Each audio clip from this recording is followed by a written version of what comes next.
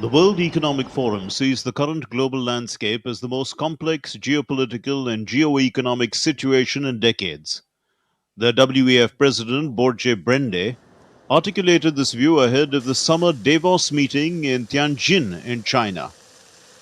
So far, the geopolitics haven't had such a severe impact on global growth, but now we're starting to see that it is also impacting the global growth.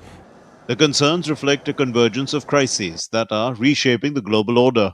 Ongoing conflicts are straining international relations and creating ripple effects across global markets. A tariff war, particularly involving the United States, has disrupted trade flows. If we are not able to revive growth, again, we can unfortunately see a decade of lower growth.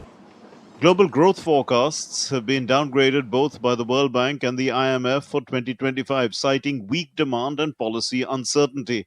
The World Bank cut its 2025 global growth forecast in June to 2.3%, down from 2.7% in January, while IMF also revised outlook downwards for key regions and economies.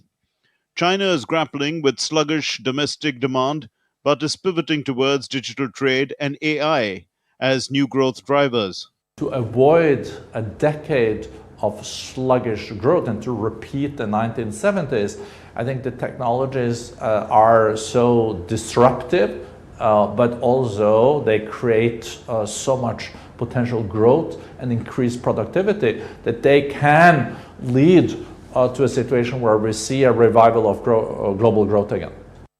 Emerging technologies like artificial intelligence are seen as potential lifelines for productivity and growth, but they also bring disruption and regulatory challenges. In a world in flux where the old rules no longer apply and the new ones are still being written, India can play a pivotal role. India attracted over $81 billion in FDI in financial year 2024-25.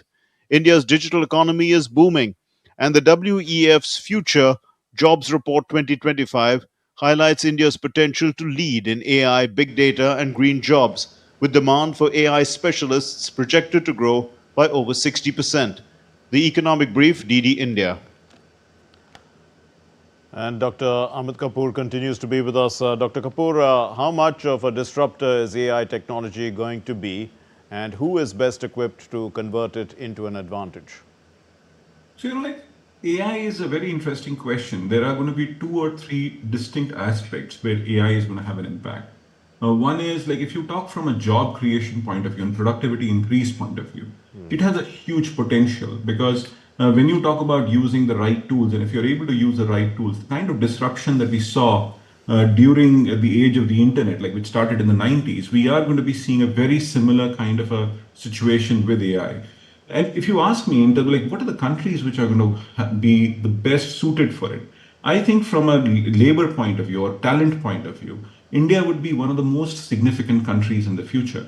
And when I say that, why India is going to be the most significant is look at the number of engineers that we produce. And today we are talking about 1.1 to 1.2 million engineers getting produced in India each year. So that means India will become the powerhouse of talent for the future. Whether they work in AI or other industries is a separate question, but India will become a huge supplier of labor and talent as the world moves forward. The second thing, AI would also play a very significant role in India from a productivity gain point of view. Because today what we're really seeing is that India has reached a certain level of productivity, our labor productivity is increasing, but I see a huge potential or an uptick for the future.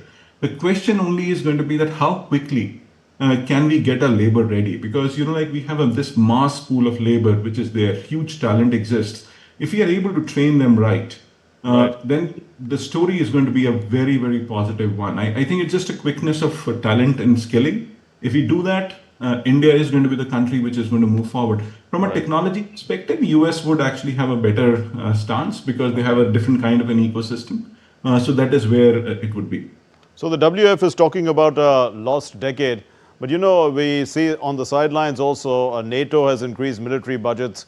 Apart from the strategic angle, one sees that this is going to impact economic activity in these 32 countries. So, what would you think? The military industrial complex is also an engine at the current time? So I think this is a worrying trend as well. So it's a very tough question to answer for a simple thing. I do not agree with a lot of investments on what I call arms, ammunition, and things. We need to find a way to make the world more peaceful. As the prime minister has been saying that like we have to find diplomacy as the answer, because if you actually move towards arms and ammunition, you are also really going to cut budgets from something else. You will cut budget from R&D, education, and those are the set of things that would happen, and which has detrimental effect on countries. So when you talk about this European Union as a bloc, I don't think it's a great decision per se. But given the kind of scenarios that the world is talking about and trying to just say that everything is not good, that there is going to be a situation like a third world war, I think if diplomacy happens, the budget should get reduced and we should find ways of investing in people.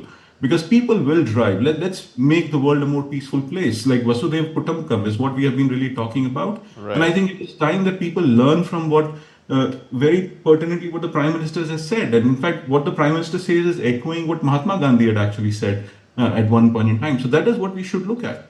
Indeed, we leave it there. Thank you very much, Dr. Amit Kapoor, economist, honorary chairman of the Institute for Competitiveness. Thank you for joining us and enlightening us on these subjects.